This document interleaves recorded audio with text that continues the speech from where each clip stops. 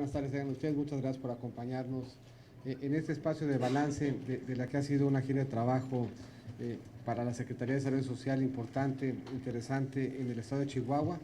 Nos traen aquí 3 o 4 motivos. Uno primero, recientemente publicó el Coneval una evaluación en materia de evolución de la pobreza con una visión de 5 años. Terminó el INEGI de levantar una encuesta intercensal que permite acreditar los avances que hemos tenido en diferentes indicadores entre el 2010 y el 2015. Y ese habrá de ser el punto de partida para los esfuerzos que estamos haciendo durante este año en el despliegue de la Estrategia Nacional de Inclusión que nos pidió el presidente Peña Nieto. Hubo oportunidad de revisarlo primero, la evolución de estos 5 años, y lo segundo, qué estamos haciendo en materia de la Estrategia Nacional de Inclusión y de ver además qué es lo que estaba atrás de los resultados que vimos en la intercensal. Compartir con ustedes que esta intercensal permite acreditar que entre el 2010 y el 2015 disminuyó el rezago educativo en 15%, disminuyó el rezago por acceso a servicios de salud en 40%, esto es, de quienes no tenían acceso a salud en el 2010, hoy 4 de cada 10 ya lo tienen. Disminuyó el acceso a seguridad social en 20%, si uno toma en consideración que el acceso a seguridad social se da fundamentalmente por la vía del empleo formal. Esta reducción importante da cuenta del número de empleos relevantes que aquí se han generado. 10% más de la población de Chihuahua tiene hoy acceso a mejores servicios en su vivienda, y 1 de cada 4 habitantes aquí de Chihuahua tienen mejor acceso a alimentación. La carencia alimentaria se redujo en 25%. Atrás de estos resultados importantes y positivos, ha habido una estrategia igualmente relevante de fortalecer la infraestructura vinculada con dar acceso a estos derechos fundamentales. Hoy en Chihuahua, en estos últimos 5 años, vemos 30 hospitales donde no había ninguno y otros 70 que se modernizaron y se ampliaron. Vemos una inversión muy importante en educación que permite crear más de 36,000 espacios adicionales y que veamos la posibilidad de un acceso al sistema educativo formal para todo aquel que lo desee a nivel medio, superior y superior. Resaltar que esta es la única entidad en donde eso sucede.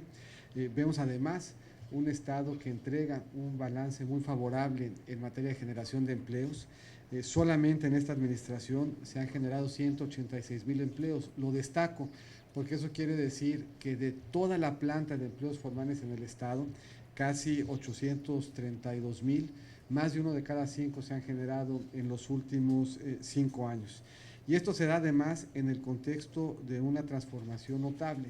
Hoy recordamos con el gobernador Duarte cómo exactamente hace 5 años, igual el 14 de julio, pero de 2011, tuve oportunidad de visitar el estado, no solamente el estado, sino Juárez, al amparo de un programa de generación de electricidad a través del aprovechamiento de la basura que habría de abastecer de electricidad al sistema de alumbramiento público. Pero el estado que entonces visitábamos era un estado que tenía 110 homicidios por cada 100,000 habitantes y ahora tiene 11. Una ciudad, Juárez, que resentía el impacto de 252 homicidios, donde ahora tiene 22. Agradecer con cargo a esa profunda transformación en materia de seguridad la disposición que tuvo el gobernador Duarte de compartir las estrategias que llevaron o que hicieron posible esta muy importante y dramática evolución. Siendo yo entonces canciller, recibimos solicitudes de apoyo por parte de Honduras, de El Salvador y de Guatemala para que pudieran escuchar de voz del gobernador cómo se había dado esta transformación. Hace 5 años veía una cobertura internacional que cuando hablaba de Juárez la comparaba con Caracas o con Bagdad. Y hoy quisiera pues yo reiterar y volver a invitar a esos mismos medios internacionales que antes se preocupaban por lo que en este estado acontecía, a que vengan de vuelta a visitar a Juárez y a visitar a Chihuahua para que vean y constaten aquí los avances que se han registrado. Chihuahua es hoy motor económico del crecimiento de la frontera norte, y la vinculación que por la vía de Chihuahua se genera con el resto del país busca contagiarse de ese dinamismo económico que hoy permite que Chihuahua crezca a un ritmo de 6% en su economía al año y que haya mantenido, aún en contextos muy complicados, un ritmo de crecimiento superior al 4,5%.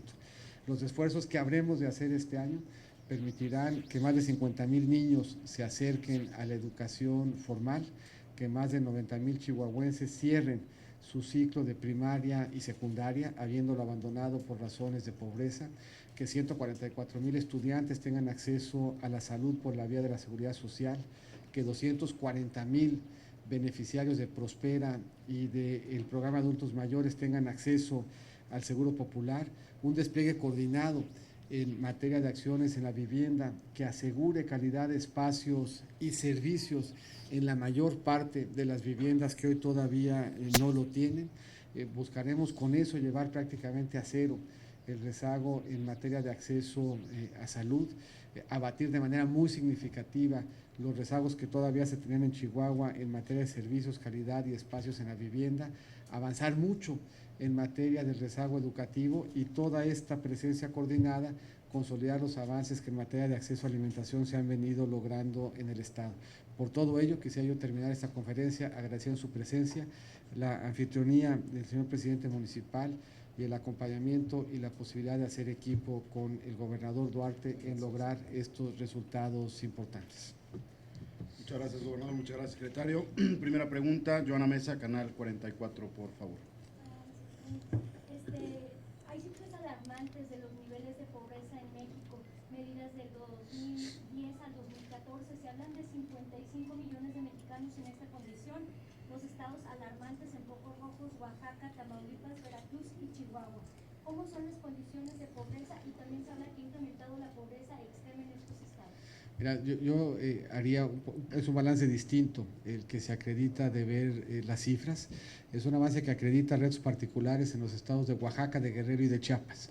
Son los tres estados que respecto a lo que se ve en el resto del país acreditan los mayores retos y por lo tanto se exige una política pública diferenciada, una política pública que encontró concreción específica en las zonas económicas especiales, que no solamente recién se promulgó la ley, sino que fue objeto ya de nombramiento del titular, que se encargará de gestionar y de llevar a buen fin estas zonas económicas especiales que ayuden a que los rezagos que se aprecian todavía en los estados, sobre todo de Oaxaca, Guerrero y Chiapas, poco a poco se vayan subsanando. Tres cosas son ciertas hoy en México. Por un lado hay menor pobreza extrema, por otro lado hay mayor pobreza moderada, que se genera, que se explica fundamentalmente por una dinámica de precios que han crecido más que los ingresos, y por otro lado un país que ha construido un mucho mejor acceso a derechos fundamentales. Yo ahí quisiera volver a resaltar lo que vemos en el caso del estado de Chihuahua, en las mediciones que podemos hacer al amparo de 8 millones de encuestas que se levantan en todo el país para conocer el estado de pobreza a nivel municipal. Lo que en Chihuahua se ve es 15% menos de rezago educativo, 40% menos de rezago en materia de salud, 20% menos en materia de rezago por acceso a seguridad social, 10% menos de carencia en los servicios a la vivienda y 25% menos de inseguridad alimentaria. Y si a eso le sumamos las acciones que se han emprendido este solo año, que habrán de traducirse en mayor educación para los niños y para los adultos, mayor acceso efectivo a la salud para los estudiantes, los adultos mayores y los beneficiarios de Prospera, mayores inversiones en vivienda que se concreten, que se expresen en piso, muro, techo firme, cuartos adicionales, agua, luz y drenaje para las viviendas en Chihuahua. Estamos ciertos de que la siguiente medición habrá de aquilatar y de consolidar los avances que con toda claridad se ven hoy en Chihuahua. Las cifras en Chihuahua permiten partir sobre la base de un rezago cercano al 500,000 en materia educativa, cercano a los 400,000 en materia de salud, y este rezago habremos de llevarlo prácticamente a cero con las acciones que aquí se han desplegado. Una reducción muy importante en materia de seguridad social, en donde buena parte del Estado tiene acceso a, siendo esta la carencia más difícil de subsanar porque exige la creación de un empleo formal, y en promedio 200,000 personas que viven en viviendas, aproximadamente 50,000 viviendas, que les falta alguna dimensión de calidad, espacio o servicio. Estos son los indicadores que queremos modificar porque esas son las historias de vida que queremos que en Chihuahua son distintas. Pero reitero, estos elementos que tenemos pendientes, que son la base de la Estrategia Nacional de Inclusión que nos pidió el presidente Peña Nieto, se habrán de realizar sobre la base de avances muy importantes que de manera sostenida se han venido dando entre 2010 y el 2015. Francisco Carmona, Noticieros Televisa, por favor. Señor secretario, buenas tardes. Francisco. De todo el balance que hace sobre los avances que se tienen y los retos que se tienen, ¿por qué, a qué le atribuye que no tenga esa percepción la ciudadanía de que se ha logrado avanzar? Eso por un lado, y por el otro, ¿cuál es el avance que se tiene en cuanto al abasto de alimentos en el sur y el sureste donde se registraron estos bloqueos? El avance en el abasto hoy está completamente regularizado. Tenemos reportado al día de ayer 100% de abasto en todas las tiendas de Diconsa, tanto en Oaxaca como en Guerrero, Chiapas y Michoacán. Es un tema que revisamos y que monitoreamos diario, en donde cada interrupción estamos buscando la forma de subsanarla. Pero después de un periodo muy crítico que vivimos en las últimas 2 semanas, desde el sábado de la semana pasada, esta situación se ha regularizado y hoy tenemos abasto en todas las tiendas de Diconsa para los siguientes 15 días. Todos los días se genera por la vía de la venta de este inventario la necesidad de volver a restablecer el abasto, pero todos los días estamos pudiendo lograrlo con normalidad en el sur-sureste y esperamos que así se siga manteniendo. Hemos visto con el Estado la necesidad no solamente de hacer muchas de las acciones que respaldan estos resultados que aquí hemos visto, sino de comunicarlos y de informarlos de manera adecuada. Algunas de las decisiones que hoy se están instrumentando o sobre las que hoy se está trabajando se tomaron hace mucho tiempo. Por ejemplo, la decisión y la posibilidad de que los estudiantes accedan al Seguro Social es una decisión que se tomó en 1987, pero esa decisión no la conocían los estudiantes y como no la conocían no la aprovechaban y no tenían por lo tanto un acceso vigente ni a prevención ni a curación en el Seguro Social. Eso nos está obligando en una estrategia que ahora hemos seguido, no solamente a construir el marco jurídico, no solamente a construir la infraestructura, sino a construir mecanismos de comunicación para que esa infraestructura se utilice, para que esa infraestructura que hoy implica que en Chihuahua nadie quede fuera de la educación media superior y superior, se refleje de igual forma en que nadie quede fuera de los servicios de salud, en que nadie esté lejos de la posibilidad de recibir un apoyo para complementar el esfuerzo que a diario hace para salir adelante. La transformación que se vive en Chihuahua, se ve en Chihuahua. Yo estuve aquí hace 5 años y la inseguridad se vivía en la calle. La inseguridad se vivía en espacios como este en el que hoy estamos, que entonces era un centro comercial quebrado y que hoy es un espacio de atención a la ciudadanía que se encuentra inmerso en una comunidad que está creciendo.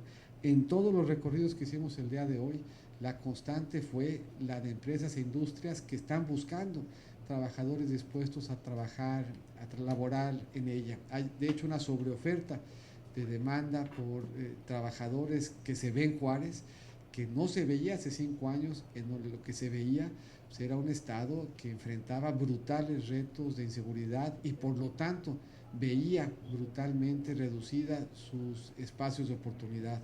Hoy lo vemos en los datos, vemos casi 200,000 nuevos empleos, vemos una inseguridad que es menos de la 10ª parte de la que teníamos hace 5 años y vemos condiciones de acceso a derechos que alcanzó Chihuahua y Juárez en los últimos 5 años, que en otras geografías del país nos ha tomado generaciones hacer esa transformación. Hoy tenemos en Chihuahua una base de inclusión que no solamente se traducen en un presente promisorio de crecimiento.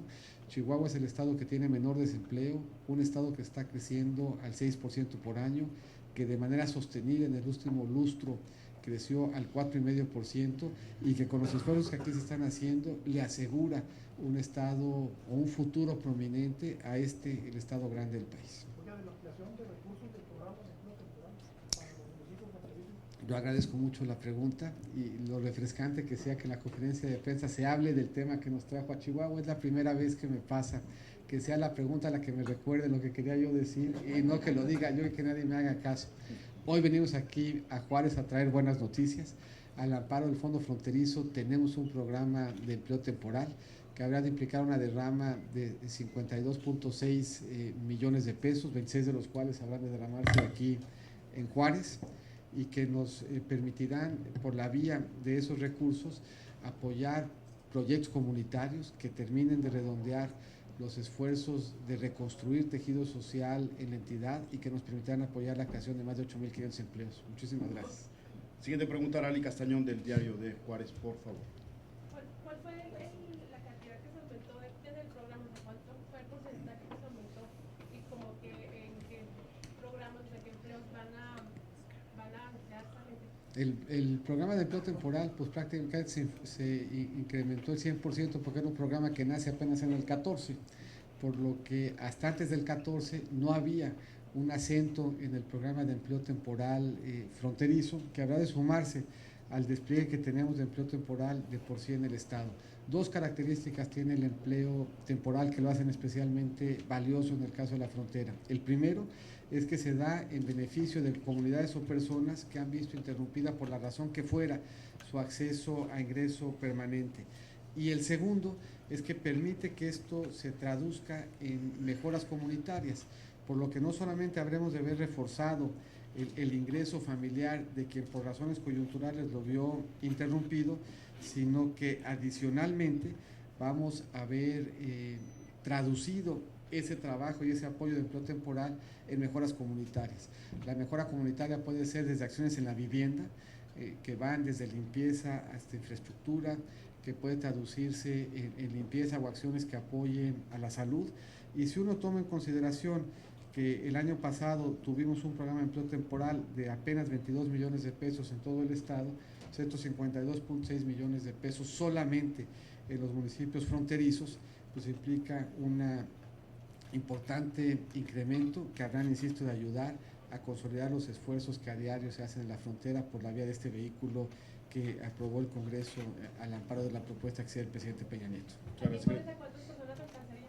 26.2 y dependerá, es aproximadamente la mitad del programa, por lo que debería de beneficiar aproximadamente a 4.200 personas. Gracias, secretario. Siguiente pregunta para Notibus, Mario Ruiz.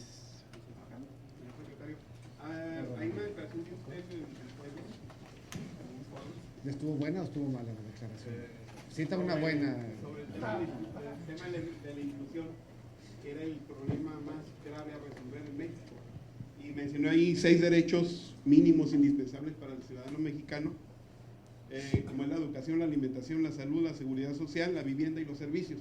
¿Qué comparativo da usted, pero ya con recursos concretos en el estado de Chihuahua, con otros estados de la República? Mira, esos son efectivamente los derechos fundamentales. Cuando platicamos de desarrollo social, se dice mucho y es correcto que no tenemos que dar pescado, sino enseñar a pescar. ¿Qué quiere decir enseñar a pescar? Pues quiere decir que nos aseguremos de que los niños estén en la escuela, porque si no están en la escuela, se estarán condenados a una vida de pobreza. Quiere decir que los adultos terminen su ciclo de primaria y secundaria, porque esa es la llave que les abrirá la posibilidad de un empleo formal. Quiere decir que estemos ciertos de que cuando nos falta la salud, hay el acompañamiento desde el Estado para clínica, para medicina y para doctor. Quiere decir desde el punto de vista de inclusión que no tengamos que salir a buscar agua potable fuera del hogar, a un pozo o un río, y que no tengamos que buscar leña para cocinar, sino que tengamos una matriz energética limpia y segura dentro del hogar. Quiere decir que tengamos la certeza de que vamos a alimentarnos todos los días de forma sana, variada y suficiente. Esos son los mínimos que debiéramos de lograr. Y cuando hablamos del estado de Chihuahua y de cómo hemos avanzado, reconocemos los retos que tenemos. Hay todavía un número muy importante de chihuahuenses que no tienen, que no terminaron y a quienes les quedamos a deber la posibilidad de cerrar su ciclo educativo de primaria y secundaria, muchos niños que no estaban yendo al preescolar, muchos que frente a la falta de salud les hacía falta doctor, medicina o clínica. Y un poco el balance es este que hacía. ¿Qué nos falta hoy? Nos faltan más o menos 500,000 de chihuahuenses a los que tenemos que cumplirles la obligación de llevarles educación a adultos que no terminaron primaria y secundaria. Este es reflejo de toda una historia. Allí estamos hablando de chihuahuenses entre los 16 y los 115 años, y por lo tanto refleja fallas que no son de esta ni de la anterior administración, sino que son fallas históricas y que ya no se están repitiendo. Hoy en Chihuahua los niños van a la escuela, los adolescentes tienen acceso a la preparatoria y a la universidad, pero tenemos ese saldo acumulado que tenemos que enfrentar, y este año le vamos a cumplir a 90,000 chihuahuenses, y vamos a asegurarnos de que 50,000 niños entre 3 y 5 años que antes no estaban yendo al preescolar, desde el preescolar se vinculen con la educación formal. Esto es, partíamos de un rezago de 500,000 y esas son las acciones que vamos a realizar. El rezago en materia de salud prácticamente lo vamos a abatir, porque nos vamos a asegurar de que todos los estudiantes, 144,000, tengan su número de seguridad social y acudan, por lo tanto, a atención preventiva y curativa. Tenemos levantado el saldo de carencias en vivienda, estas 200,000 personas que viven en aproximadamente 50,000 viviendas, que le falta alguna dimensión de calidad, espacio o servicio, y estamos trabajando para llevárselo. Chihuahua compara bien con su historia, Chihuahua compara bien con el resto del país, y con las acciones que habremos de hacer este año en la estrategia de inclusión que convocó el presidente, habremos de dejar un legado de inclusión que permita que, como dijimos en Puebla y hoy ratificamos en Chihuahua, nos permite estar a la altura del reto de que tengamos un solo México del que todos formen parte. Compañeros, He visto muchas preguntas en Puebla y una no, se la voy a hacer. ¿Quieres ser presidente de México? Yo voy a ser consistente con lo que dije en Puebla, que creo que no la contesté, ¿no? Gracias. Muchas gracias, compañeros. Gracias, muy buenas tardes. Gracias. ¿El número de municipios que se va? 7. 7. Gracias, compañeros. Muy buenas tardes. Gracias.